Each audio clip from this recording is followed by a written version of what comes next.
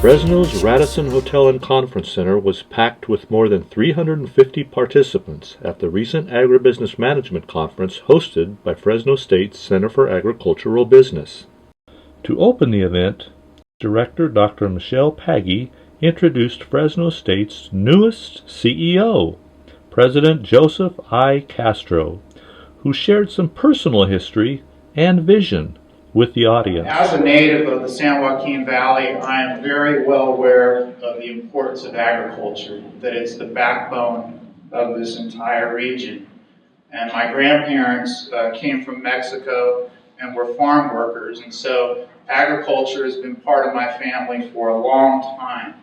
And one of my highest priorities as president is going to be focused on further strengthening our agricultural programs in the broadest sense.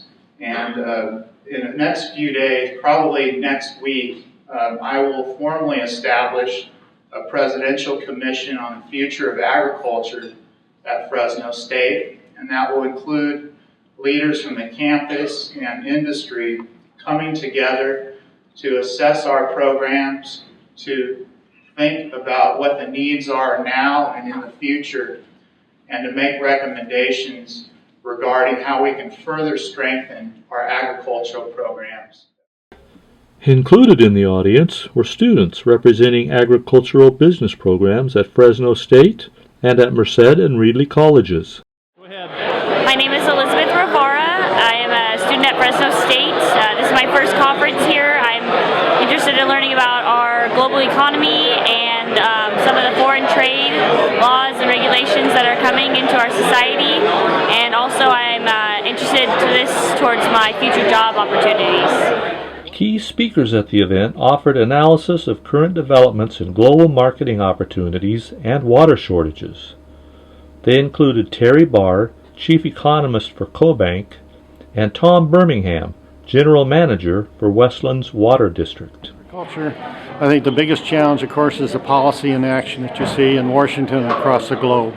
The major markets for agricultural products all are in transition. We're going to see a lot of changes in those markets as we go forward, and I think that's one of the big problems right now is we're just not making the decisions we need to make to move these economies forward. The opportunities are abundant, particularly in the Asian markets and so forth, where we do have this rising middle class, more opportunities, access to markets will be improved with trade agreements. So I think long-term you're optimistic, short-term you're frustrated by the inability to make these key policy decisions that will make these markets grow at a more rapid rate. Going forward, still optimistic about agriculture, probably still the strongest sector in the U.S. economy at this point in time, simply because of that growing world demand and the efficiency of the U.S. agriculture. The metaphor of what's on tap, you open the tap, and if we're talking about World Series, maybe it's beer. If we're talking about water, it's H2O. You open the tap and H2O flows out. And that's about as much as most Californians think about water. They open the tap and it flows out. Well, unfortunately, it almost brings tears to my eyes, next year, when the farmers in the agricultural districts that receive water from the Central Valley Project under water service contracts, when they open their taps, nothing is going to come out. Nothing is going to come out unless we have a dramatic change in the hydrology that we've been experiencing over the course of the last year. Two other speakers, Craig Riegelbrugge, co-chair of the Agricultural Coalition for Immigration Reform, and Fresno County Sheriff Margaret Mims, presented ideas to help solve the problem of unauthorized workers. The negotiated agreement that many of us in agriculture achieved working with farm worker advocates would establish a blue card program.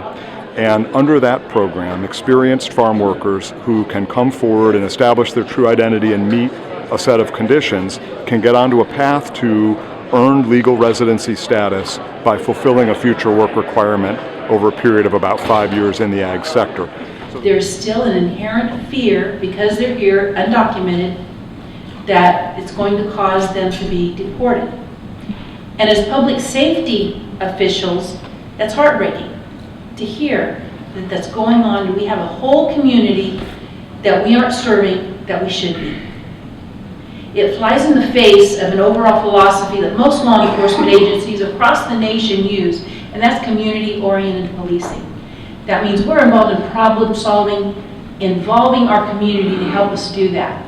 And we have a whole section of our community that's afraid of us, and that's got to stop.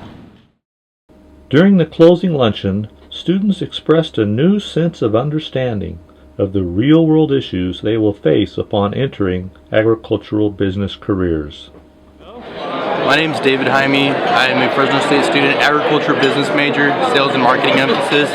Something that I took away from today's discussions from the panels are, along with immigration, water is a big issue in our state. A lot of the water that we have in our state goes down to Southern California when the biggest need for it is here in the Central Valley, where most of the food is produced. And while there's a shortage here, we have to find ways of getting it here from other places when we don't have it. Lexi Mapes, and I'm an ag business major at Fresno State. And the one thing I took away from this was probably immigration reform. It's the biggest subject that I didn't know much about and got a lot of good information on today. Corey Broad, I'm an ag business major at Fresno State, and probably the two most interesting facts of the day, points made being immigration reform becoming a bipartisan effort. Lots of opportunities for that to be passed, hopefully within the next few months, and definitely that agriculture success is kind of contingent upon China's demand, and it's going to continue to be a driver in the future.